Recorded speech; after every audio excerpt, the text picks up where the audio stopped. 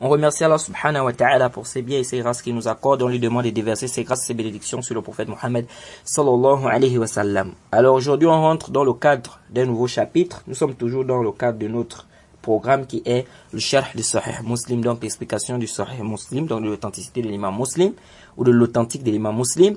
Et nous sommes sur le chapitre du mariage. Alors l'imam Nawawi dit باب التحريم الجمع بين المرأة وعمتها أو خالتها في النكاح. Il dit quoi? L'interdiction de marier à la fois une femme, n'est-ce pas, et sa tante paternelle ou sa tante maternelle. Vous voyez? Al-Amma, c'est la tante du côté paternel. Ammatu, c'est la tante du côté paternel. Et Khalatu, c'est la tante du côté quoi? Du côté maternel. Donc il est interdit à un musulman d'épouser une femme et sa tante du côté paternel ou de sa tante du côté maternel. Alors il dit ceci l'imam Muslim. Haddathana Abdullah ibn Maslama al-Qa'nabi. Al-Qa'nabi fait partie de qui? Des gens qui ont rapporté de l'imam Malik. C'est parmi les étudiants de l'imam Malik. Vous voyez? Tels que Yahya ibn Yahya al-Andalusi et bien d'autres. Alors il dit حدثنا مالك عن أبي الزناد عن أعرج عن أبي هريرة. Tu vois, ça c'est la chaîne de transmission. Ça c'est une chaîne de transmission qui est mashhour. C'est-à-dire Malik عن أبي الزناد عن أعرج عن أبي هريرة. Ou bien أبي الزناد عن أعرج عن أبي هريرة. قال رسول الله صلى الله عليه وسلم لا يجمع بين المرأة وعمتها ولا بين المرأة وخالتها. En fait, il dit quoi? Il dit on ne mélange pas, il n'est pas permis de regrouper entre une femme et sa tante du côté paternel ou une femme et sa tante du côté maternel. C'est interdit. Ensuite, il dit ensuite, حدثنا محمد ibn Rumh ibn Muhajir. أخبرنا الليث. Layth est Layth ibn Sa'd. Ici, Layth c'est qui? C'est Layth ibn Sa'd, qui est un rapporteur digne de confiance. عن يزيد ibn Abi Habib. عن عراق ibn Malik. عن أبي هريرة أن رسول الله صلى الله عليه وسلم نهى عن 4 نسوة أن يجمع بينهن المرأة وعمتها ومرأة وخالتها. Alors sur le hadith d'Abu Huraira, il dit que le prophète Mohammed a interdit 4 femmes. Et il a interdit de mélanger entre ces 4 femmes-là, entre une femme et sa tante côté paternel et une femme et sa tante du côté maternel. حدثنا عبد الله ابن مسلمة ابن كعنب حدثنا عبد الرحمن ابن عبد العزيز قال ابن مسلمة مدني من الأنصار من ولد أبي أمامة ابن سهل ابن حنيف عن ابن شهاب. ابن شهاب كي زهري كي محمد بن مسلم الزهري. عن قبيصة ابن دويب عن أبي هريرة قال سمعت رسول الله صلى الله عليه وسلم يقول لا تنكح العمة على بنت أخ ولا ابنة الأخت على خالتي. Ici on a un autre hadith authentique aussi. Donc il dit ici qu'on ne doit pas épouser la tante. Donc quelle tante? La tante du côté paternel. Oui, paternel, la ammatu, sur la fille du frère. Et non la fille de la sœur sur la tante du côté maternel. Ensuite il dit Haddathani, on va expliquer tout ça inshallah. Il dit Haddathani Harmala ibn Yahya akhbarana ibn Wahab, qui est Abdullah ibn Wahab.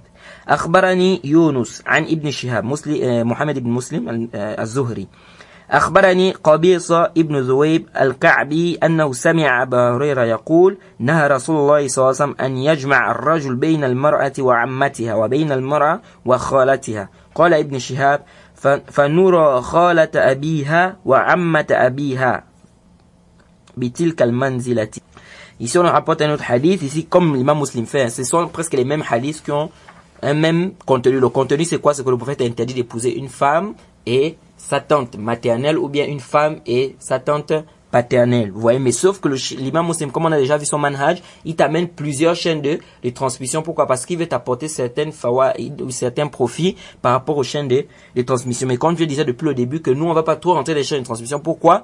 Parce que le but ici c'est qu'on puisse essayer d'avoir une connaissance globale sur le mariage.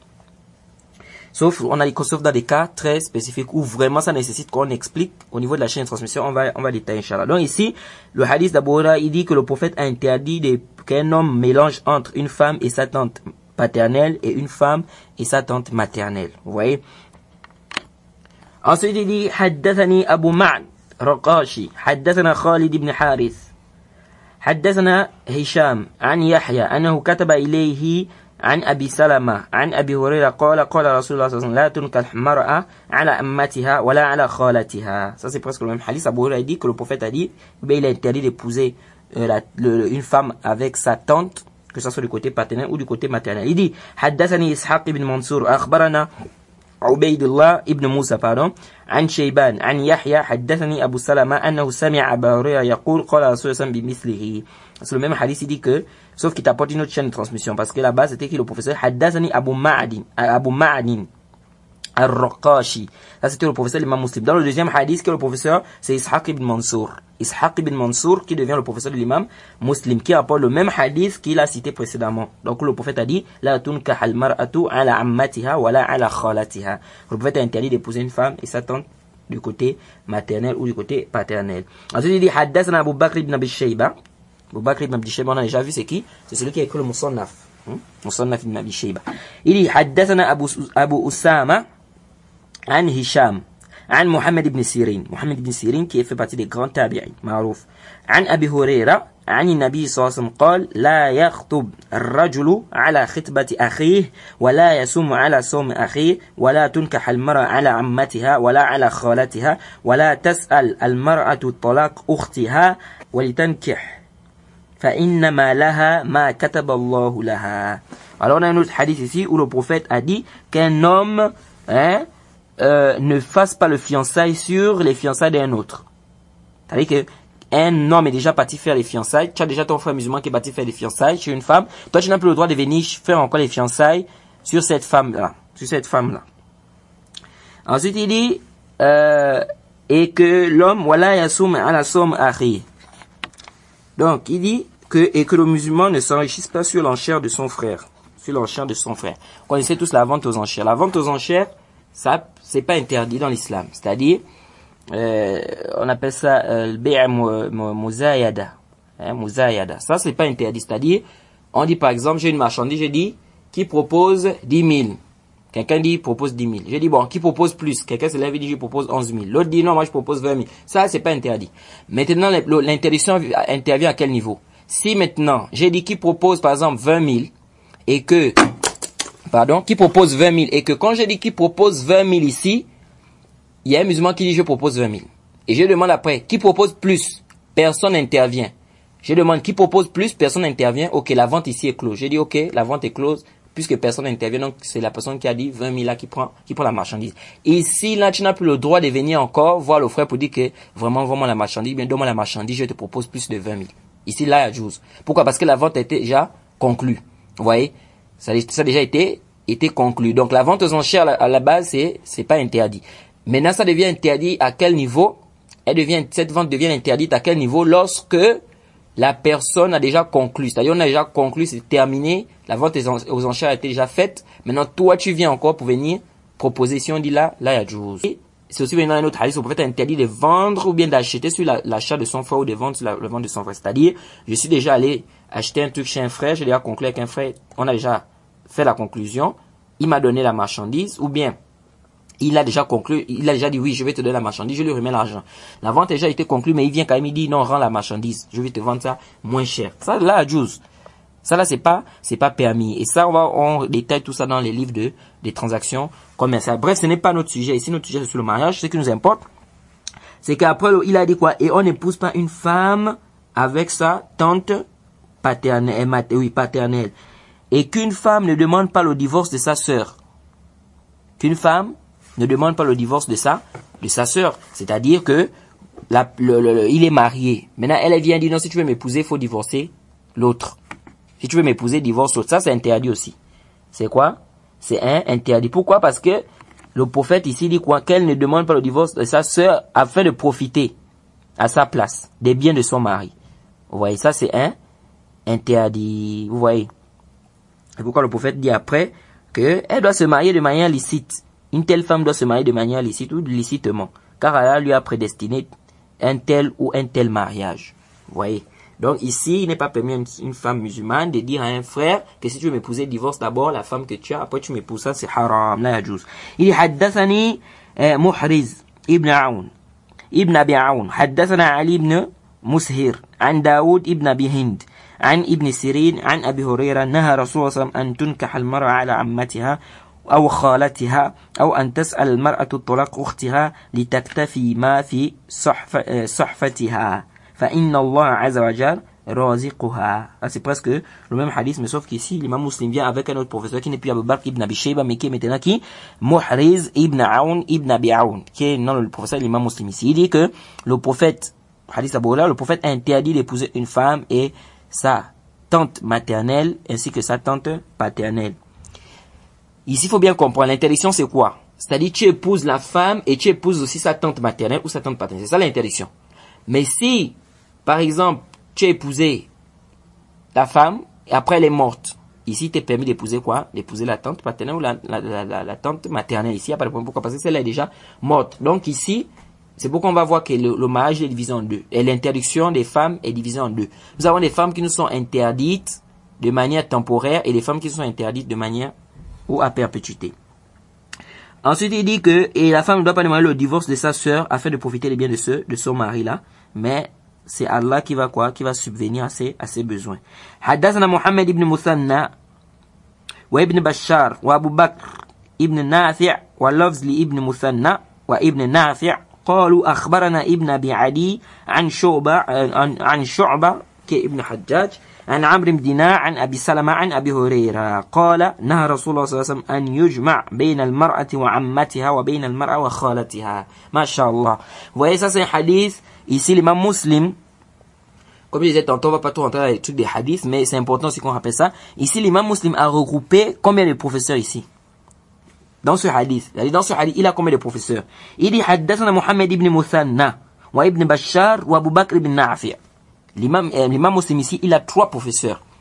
Il a ici 3 professeurs dans ce hadith. Vous voyez? Et c'est pourquoi on dit l'imam muslim, machallah, il était très daqiq, n'est-ce pas, très précis dans ses asani, dans ses chaînes de transmission. Ici, l'imam muslim a 3 professeurs. Et il dit ceci, wa lafzlil ibn Muthanna wa ibn Nafi'. Il dit, mais les termes du hadith ici sont les termes de Ibn Muthanna. Qui est Muhammad ibn Muthanna. Ce sont ces termes ici. Et les termes de Ibn Nafi', qui est Abu Bakr ibn Nafi'. Vous voyez, donc ici, l'imam muslim a 3 professeurs. Mais il te dit bien que ce hadith, j'ai pris de mes 3 professeurs là. Mais de ces 3 professeurs là, le terme du hadith que je te rapporte ici, où il y a les termes qui sont là, c'est les termes de Muhammad ibn Muthanna et de celui d'Abu Bakr ibn Nafi'. Donc c'est pas les termes de qui? De Ibn Bashar. Vous voyez comment l'imam muslim est très daqiq. Parce que lorsque tu mélanges les professeurs, c'est pourquoi certains savants dans le ilm, le hadith, ils disent que parmi les conditions, lorsque tu mélanges les chaînes de transmission ou bien les professeurs dans une même chaîne de transmission, il faut que tu précises. Parce que chaque professeur peut te rapporter un hadith selon les termes différents. Celui-là, il te rapporte le même hadith, l'autre te rapporte le même hadith, mais les termes sont différents. Donc il faut que tu précises. Est-ce que les termes qui sont dans le hadith là, ce sont les termes de tel ou de tel? Parce que si tu les rapportes tous tes 3 professeurs, ou tes 4 professeurs, ou tes 5 professeurs, dans un même isnad, et tu rapportes un hadith qui n'est pas le terme de ces 4 ou ces 5 professeurs-là, ici, là, on va dire que tu as mal fait. C'est pourquoi il y a certains savants qui ont porté critique à ce genre de savants qui l'ont fait. Vous voyez que c'est une erreur. Pourquoi? Parce que ici, quand tu dis, tel m'a dit que tel m'a dit, tel aussi m'a dit, et tel m'a dit, et tu apportes un hadith, mais le hadith que tu apportes là, ce n'est pas le même hadith que tous les 3 t'ont donné. Donc il faut préciser que les termes du hadith sont les termes de tel ou de tel. Et c'est pourquoi l'imam muslim était très très précis. Et donc il dit que le prophète ici a interdit de mélanger entre une femme et sa tante paternelle ou bien sa tante maternelle. Ensuite le dernier hadith il dit Haddathani Muhammad ibn Hatim, Haddathana Shababa, Haddathana Warqa'u an Amr ibn Dinar bihadha al-isnad mislahu. Donc il dit que Muhammad ibn Hatim a dit que Shababa lui a dit, tu vois, avec cette chaîne de transmission, mislahu, c'est-à-dire comme le hadith qui est passé précédemment. Alors, ici, avant qu'on ne rentre dans l'explication, etc., il faut déjà retenir, de manière globale, que le prophète a interdit de faire quoi? D'épouser une femme, de mélanger une femme et sa tante, que ce soit sa tante paternelle ou sa tante maternelle. Pourquoi? Parmi les sagesses, comme les savants disent, ça peut amener al barbare, c'est-à-dire ça peut amener la haine. Imaginez-vous, tu as épousé une femme et tu épouses aussi sa tante. Vous voyez? Donc, elle peut avoir des problèmes avec sa tante. Parce qu'elles ont le même mari. Donc, ça va amener la haine entre elles. Et donc, parmi les sagesses, qu'est-ce que l'islam a fait? L'islam a bloqué ce genre ce genre de comportements qui peuvent amener ou qui peuvent susciter la haine entre ces deux femmes-là. Voyez. Mais maintenant ici, il faut bien retenir.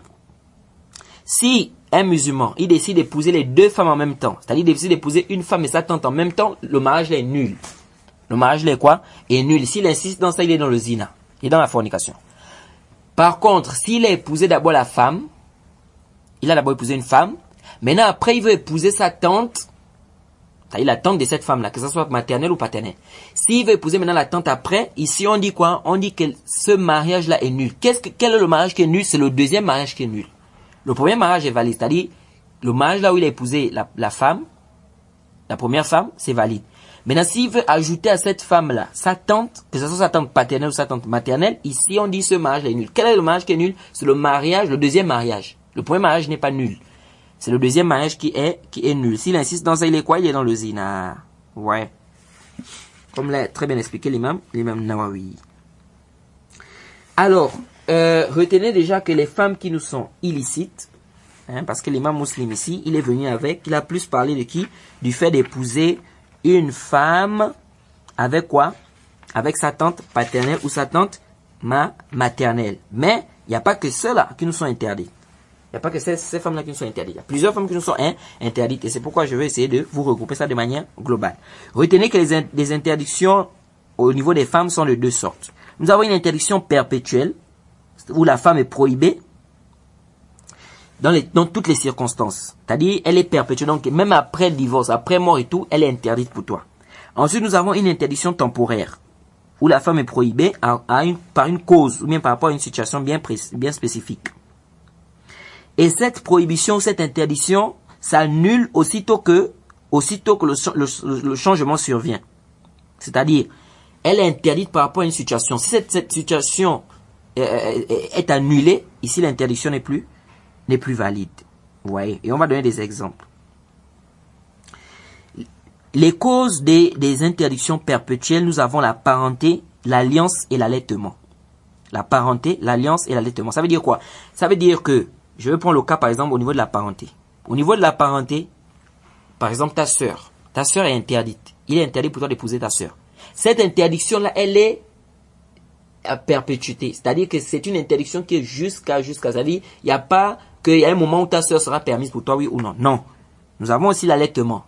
Par exemple, la femme qui t'a allaité, oui. Elle devient ta mère de lait. Et il y a un chapitre spécial pour ça, on va rentrer dans ça, Inch'Allah.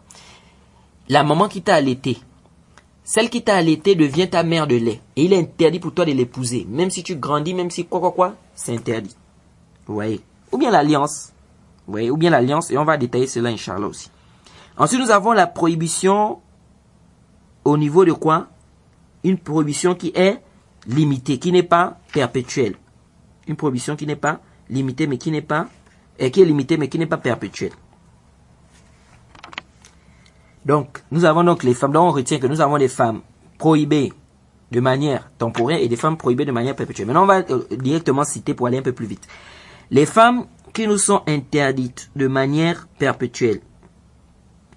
Donc, je disais tantôt qu'il y a trois causes qui font en sorte que la femme devient interdite pour toi de manière perpétuelle. Nous avons la parenté, l'alliance et l'allaitement.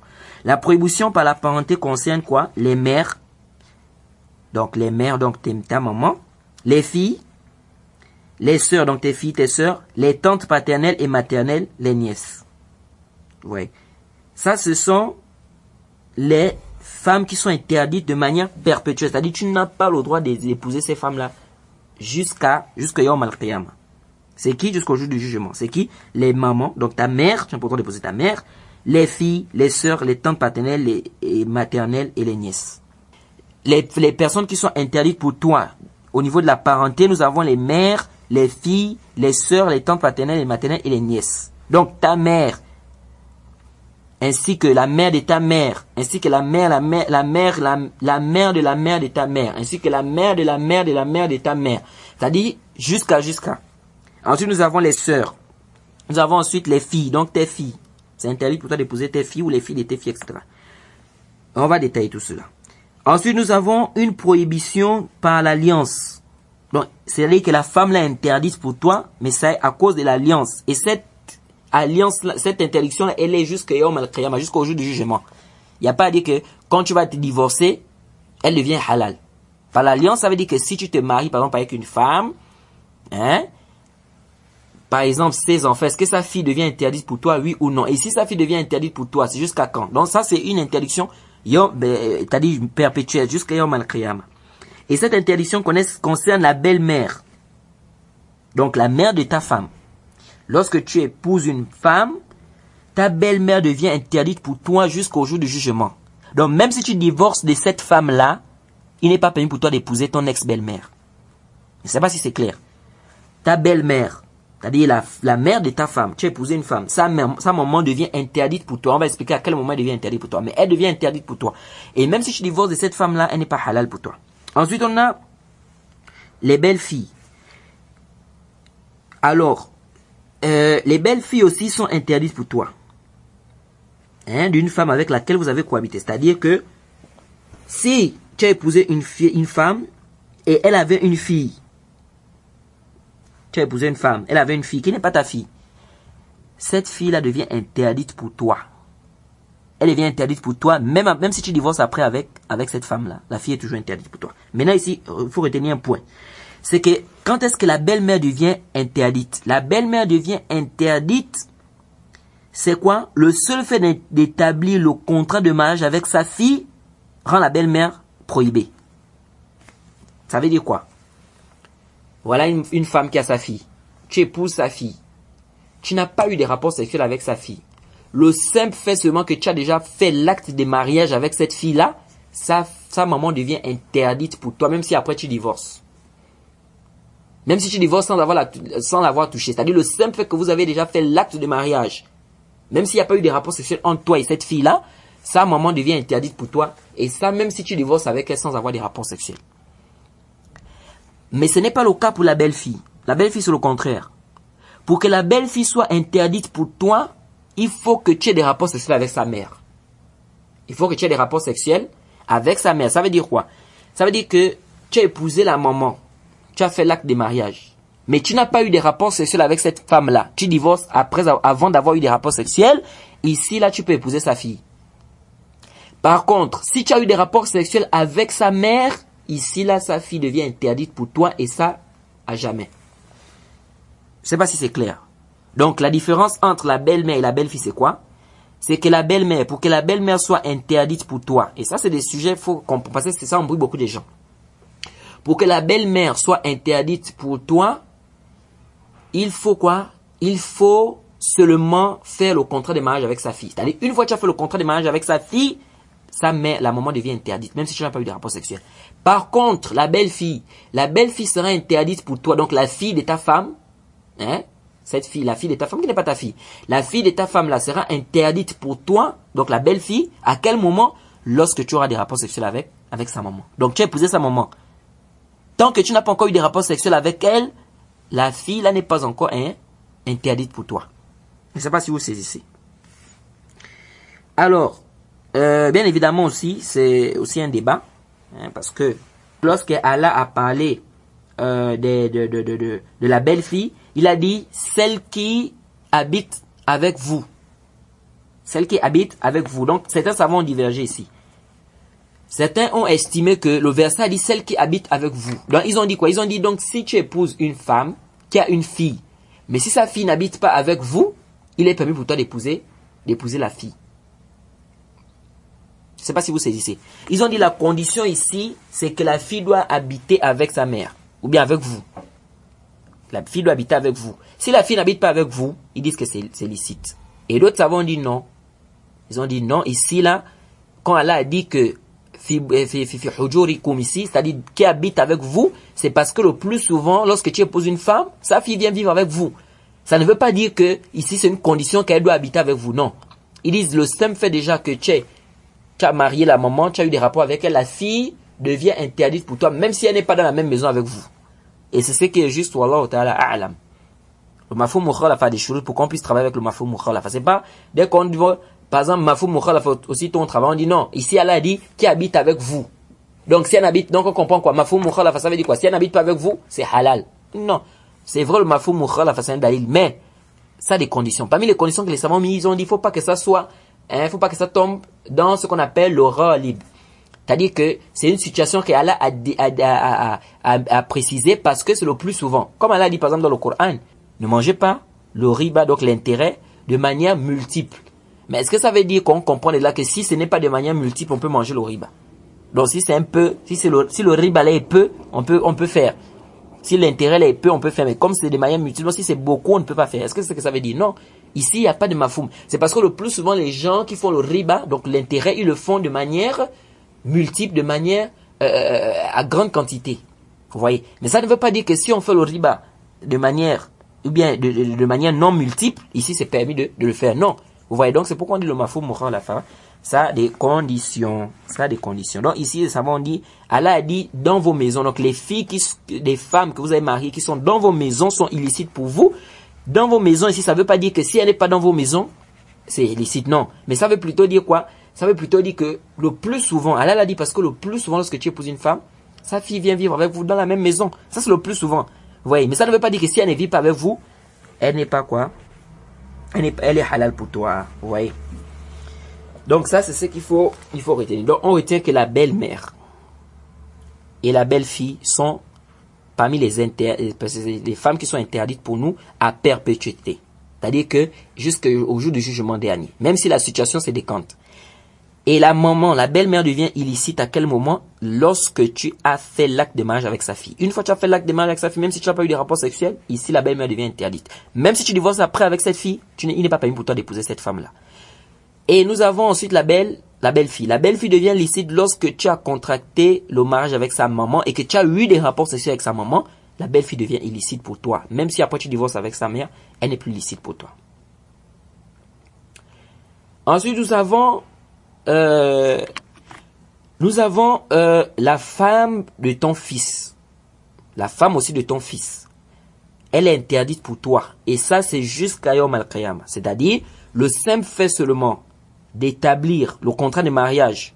C'est-à-dire, lorsque ton fils, il prend une femme, même s'il n'a pas eu de rapport sexuel avec cette femme, le simple fait seulement qu'ils ont fait un contrat de mariage, c'est fini. Cette femme-là devient illicite pour toi. Donc la femme de ton fils est interdite pour toi à perpétuité. Même s'il divorce après, tu n'as pas le droit d'épouser cette fille-là. Ensuite, nous avons la belle-mère, donc la femme du père. La belle-mère, la femme du père. La femme de ton père, elle est aussi illicite pour toi. Vous voyez? Ça veut dire quoi? Le simple fait que ton papa va épouser une femme, même s'il n'a pas de rapport avec elle, ça rend le fils n'a pas le droit d'épouser quoi? D'épouser cette femme-là. Même si après le papa divorce. Même si ton papa divorce après de cette femme, tu n'as pas le droit d'épouser cette femme-là. Donc ça, ce sont les interdictions qui sont à perpétuité, c'est-à-dire jusqu'à la fin, jusqu'à Yom al-Qiyamah, tu n'as pas le droit d'épouser. Ensuite, nous sommes toujours dans les interdictions à perpétuité. Nous avons la prohibition par l'allaitement. La prohibition par l'allaitement, c'est-à-dire une maman qui t'a allaité. Et il y a un chapitre spécial pour ça. On va rentrer dans ça, Inch'Allah. Mais il faut retenir que l'allaitement prohibe, comme le prophète a dit, l'allaitement prohibe ce qui prohibe quoi là? La parenté. On va voir ça, Inch'Allah. Donc, lorsqu'une femme t'a allaité, même si c'est pas elle qui t'a mise au monde, si elle t'allaite, automatiquement elle devient ta mère de lait et elle est interdite pour toi. Et ses filles aussi sont interdites pour toi. Ou si elle a des filles ou bien des fils, etc. Vous voyez? Donc, elle prend le statut de la maman. Sauf que il y a des ahkam aussi qui tournent autour. Est-ce qu'elle doit hériter? Est-ce que tu dois hériter d'elle? Ça, c'est des ahkam qu'on va essayer de détailler, Inch'Allah, quand on va arriver, parce qu'il y a un chapitre spécial dans ça, Inch'Allah. Et à quel moment on dit à quel moment on va considérer l'allaitement là, que c'est un allaitement?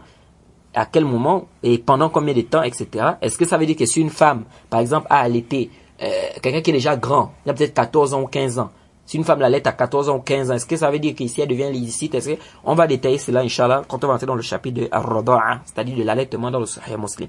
Bref, ça c'est ce qu'il faut retenir ici concernant les prohibitions de manière perpétuelle. Maintenant, nous avons des femmes qui sont prohibées temporairement. Nous avons des femmes qui sont prohibées temporairement. Temporairement, ça veut dire quoi? Ça veut dire que c'est pour un temps.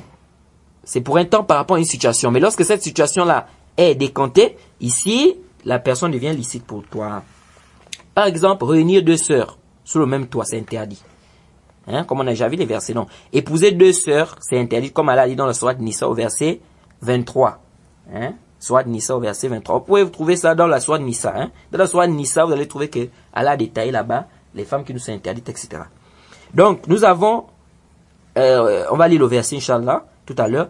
Donc nous avons le fait d'épouser deux sœurs. C'est interdit pour toi d'épouser deux sœurs. C'est quoi? C'est interdit.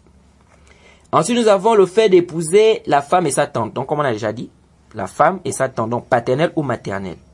Vous voyez? Nous avons l'interdiction d'épouser la femme d'autrui. L'interdiction d'épouser quoi? La femme d'autrui. Et ça, quand on est en train d'expliquer, comme on a dit, le mariage est nul.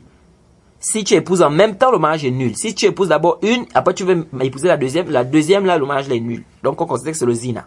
C'est la fornication que tu es en train de faire ou l'adultère.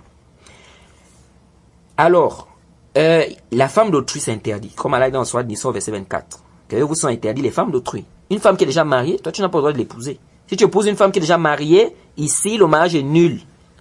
Le mariage est nul comme Allah dit dans Sourate Nisa, verset 24. Et ça c'est très dangereux. Beaucoup de frères ne comprennent pas ce point-là. Une femme qui est déjà mariée, toi tu viens l'épouser, ici le mariage est nul. Le mariage est quoi? Est nul. Et comme on dit toujours, le divorce, c'est le mari qui prononce le divorce dans l'islam. La femme peut demander l'annulation de l'acte de mariage. Mais qui prononce le divorce, c'est le mari. Si le mari a dit, je n'ai pas divorcé ma femme, si la femme n'a pas apporté des preuves claires que le mari a divorcé, par exemple, si le mari a divorcé, qu'il y avait des témoins. Pourquoi l'islam demande de mettre les témoins? Même dans le divorce, les gens ne savent pas ça. Il faut les témoins. C'est pourquoi on va détailler tout ceci, Inch'Allah. Si la femme apporte des preuves claires, propres, les preuves selon la législation, bien sûr, pas n'importe quelle preuve, que le mari a divorcé, ici, c'est considéré comme un divorce. Mais s'il n'y a pas de preuves, ou les preuves que la femme apporte ne sont pas des preuves qui sont conformes avec la législation, ici, là, c'est la parole du mari qui est prise en quoi? En considération, qui est prise en considération. Et cette parole-là fait en sorte que cette femme est toujours mariée. Elle est mariée. Donc, toi, venir l'épouser, ici, là, tu tombes dans quoi? Dans le zina. Tu n'as pas le droit d'épouser une femme qui est déjà mariée. Ensuite, donc ça, ce sont les femmes qui nous sont interdites de manière temporaire. Ça veut dire quoi? Ça veut dire que si elle divorce de son mari, et qu'elle a réuni les chouroutes, parce qu'il y a des conditions, elle doit divorcer, elle doit passer la période de vidité, etc. Si la période de vidité est terminée, ici, il est permis pour toi de quoi? De l'épouser. Et nous avons ensuite la captive de guerre. Parmi les femmes d'autrui, nous avons la captive de guerre. La captive de guerre, c'est-à-dire qu'on a fait la guerre avec des mécréants, des associateurs, et on a eu à garder leurs femmes, etc. Ou bien en otage. Ces femmes-là nous sont licites dans l'islam. Mais elles deviennent licites après s'être assurées de ça, c'est-à-dire après qu'elle ait déjà passé la période de vidité. Donc, elle a eu une période de menstruée, etc. Cette période est passée, khalas. Ici, elle devient quoi? Elle devient licite. Elle devient licite, même si elle était mariée à un kafr. Elle devient licite pour toi. Et ça, c'est l'islam qui nous a fait ce fadl et ce mérite. Vous voyez? C'est pourquoi il était rapporté dans un hadith authentique que lorsque le prophète avait combattu les païens, il avait vaincu, n'est-ce pas? Les musulmans ont fait beaucoup de prisonniers. Et parmi les prisonniers, il y avait des captives, donc des femmes. Et certains compagnons, ils ont eu de la répulsion sur le fait de prendre ces femmes-là, d'épouser ces femmes-là. Ils se sont dit, bon, comment on va épouser des femmes qui étaient des femmes? Ou bien comment on peut avoir des rapports sexuels avec des femmes? C'est ce qui est même mieux. Comment on va avoir des rapports sexuels avec des femmes qui ont été des épouses des associateurs ou des païens? Vous voyez? Et Allah a fait descendre un verset dans le Coran. Il a dit, les femmes d'autrui sont, sauf les captives de guerre. Il vous a interdit les femmes d'autrui, sauf les captives de guerre. Donc les captives de guerre sont une exception pour nous. Les captives de guerre, parmi les femmes d'autrui, sont une exception pour nous. C'est-à-dire que, comme j'ai expliqué là, on a fait la guerre, etc. Ces femmes-là sont licites pour nous. Mais à quel moment? Lorsqu'elles ont passé leur période de vidité. Lorsqu'elles ont passé cette période-là, elles deviennent licites pour nous. Vous voyez? Ensuite, nous avons la femme divorcée. À 3 reprises. Par un même mari. La femme qui a divorcé de son mari, elle devient licite pour nous. Lorsqu'elle a terminé sa période de vidité, etc. Ensuite, nous avons le problème de la fornicatrice. La fornicatrice. À l'origine, il n'est pas permis à un musulman d'épouser une fornicatrice. Comme il est illicite à une femme musulmane, de se marier avec un fornicateur. Comme Allah a dit dans le Coran. Jusqu'à leur repentir. Jusqu'à leur repentir. Vous voyez? Parce qu'Allah interdit, il est dans le Coran, le fornicateur ne prend pour femme qu'une fornicatrice ou une païenne. Et la fornicatrice ne sera épousée que par un fornicateur ou un païen. Et tout cela est défendu aux croyants. C'est là le mahal shahid. C'est-à-dire qu'Allah dit tout ceci est défendu aux croyants. Qu'est-ce qui est défendu aux croyants? D'épouser une femme fornicatrice. Parce qu'il dit, le fornicateur épousera une fornicatrice et la fornicatrice épousera un fornicateur. Tout ceci a été interdit aux croyants. Donc il n'est pas permis à un croyant d'épouser une fornicatrice, ni à une croyante d'épouser un fornicateur. Vous voyez? Mais si maintenant, ils ont fait la fornication, ils ont demandé pardon, ici là, il est permis pour elle d'épouser si c'est une croyante, il est permis de l'épouser. Vous voyez? Et vous allez voir que dans nos pays là, ça amène beaucoup de problèmes. Vous voyez? Parce que vous allez voir deux personnes qui sont dans la fornication, ils viennent demander à un imam, on leur dit non, on peut pas vous marier parce qu'on a dit le croyant n'épousera pas une fornicatrice, etc. Et ce qui fait qu'ils vont rester là, toujours dans le zina, parce qu'ils s'aiment, ils vont faire comment? Vous leur avez dit que c'est interdit, qu'ils se marient. Parfois, mais il y a d'autres qui ont même déjà les enfants dans le zina. Qu'est-ce qu'ils font? Ils sont maintenant là, ils sont obligés de rester comme ça dans le zina. Pourquoi? Parce qu'on leur a dit que c'est interdit, ils ne peuvent pas se marier. Or, ici là, s'ils font le tauba, ils se marient, il n'y a pas de problème. Vous voyez, et eux qui restent comme ça dans la fornication. Bref, c'est un long débat là-bas aussi. Ce n'est pas notre sujet. Mais retenez qu'une femme ou un homme, ce qui est juste, voilà, c'est que si elles ont fait la fornication, et ça c'est l'avis du cheikh Mohamed Nasruddin rahimahullah al-Albani, s'ils ont fait la fornication, c'est pas permis pour eux, ou c'est pas permis à un croyant d'épouser une fornicatrice, ou bien c'est pas permis à une fornicatrice d'épouser un croyant. Ça c'est clair. Le verset du Coran est clair sur ça. Mais maintenant, si ils ont fait le tauba, cette fornicatrice-là, par exemple, qui a fait un croyant, moi je suis un croyant. Cette fornicatrice fait le tauba, elle demande à Allah pardon. Et vous savez que le tauba efface les péchés. Bon, celle-là, elle a demandé à Allah pardon. Elle a réuni toutes les conditions. Elle a fait le tauba. Elle est revenue, par exemple, une prostituée. Elle est revenue sur son acte. Donc, elle a laissé la prostitution, elle a demandé à Allah pardon, etc. Bon, est-ce que celle-là, on va encore dire qu'elle est prostituée? On peut plus dire qu'elle est prostituée du moment où elle a fait le tauba, elle a abandonné, c'est fini. Le pardon efface quoi? Le pardon efface le péché. Ouais, donc celle-là ici, il n'y a plus de problème. Si elle a fait le tauba, etc., il n'y a pas de problème, on l'épouse. Ouais. Donc ça, c'est un peu les différents types de mariages qui nous sont interdits. Bien évidemment, tout ceci, il y a des arguments, il y a des dalils dans le Coran et dans la Sunna. Donc, si vous voulez un peu plus de détails concernant les femmes qui nous sont interdites, vous pouvez prendre la sourate Nisa. Sourate Nisa, comme je disais tantôt que ici, là, notre but, c'est de donner une idée globale sur le mariage. Parce que s'il faut rentrer trop dans des détails, vraiment, peut-être on va pas finir le livre. Donc ici, si vous voulez avoir des arguments de tout ce qu'on a cité là, les dalils de tout ce qu'on a cité, sur les interdictions, etc., vous prenez la sourate Nisa au verset 22, au verset 22 à 24. Sourate Nisa, au verset 22, là où Allah dit, voilà, tankihu, ma nakaha aba'ukum, etc., jusqu'à la fin. Donc ça, c'est sourate Nisa au verset quoi? 22 à 24. Là, donc, vous allez voir qu'Allah a cité les femmes qui nous sont interdites. Vous voyez? Et vous ajoutez à cela aussi les hadiths qu'on a cités. Parce qu'il y a les hadiths qui sont venus. Parce qu'il y a d'autres qui pensent que, en dehors de ces femmes-là qu'Allah a citées dans le Coran, il n'y a plus d'autres femmes qui nous sont interdites. Non. Vous voyez? Nous disons non. Pourquoi? Parce que, c'est venu dans la sunna que, par exemple, là, le hadith qu'on a cité, qu'il n'est pas permis de mélanger entre une femme et sa tante paternelle ou maternelle. Ça, c'est pas venu dans le Coran. Vous voyez? Mais c'est venu dans la sunna. Vous voyez? Donc, ça, c'est ce qu'il faut retenir ici. Vous prenez ce verset-là et vous allez voir les arguments qui sont les femmes qui nous sont interdites. Donc, ce sont ces femmes-là qui nous sont interdites. Donc, vous avez vu qu'on a divisé en deux. L'interdiction peut être temporaire comme elle peut être perpétuelle. Celle qui est perpétuelle, on a cité les femmes qui nous sont interdites. Et ce qui est temporaire, on a cité. Perpétuelle, ça veut dire que c'est jusqu'au jour du jugement. Même si tu divorces de cette femme-là. Par exemple, comme j'ai pris le cas de celui qui a épousé une femme et qui a eu des rapports avec cette femme-là. Sa fille, la fille de cette femme-là lui est interdite. Elle lui est interdite, c'est de manière perpétuelle. Ça veut dire que même s'il divorce de cette femme-là, il n'a pas le droit d'épouser cette fille-là. Elle est interdite de manière perpétuelle. Vous voyez?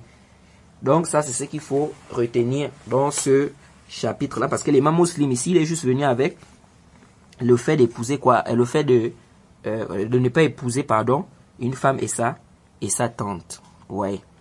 Donc ça, c'est ce qu'il faut retenir ici. Inch'Allah, le cours prochain, nous allons rentrer dans les, comment on appelle, l'interdiction d'épouser une femme, ou bien l'interdiction d'épouser celui qui est en état de sacralisation.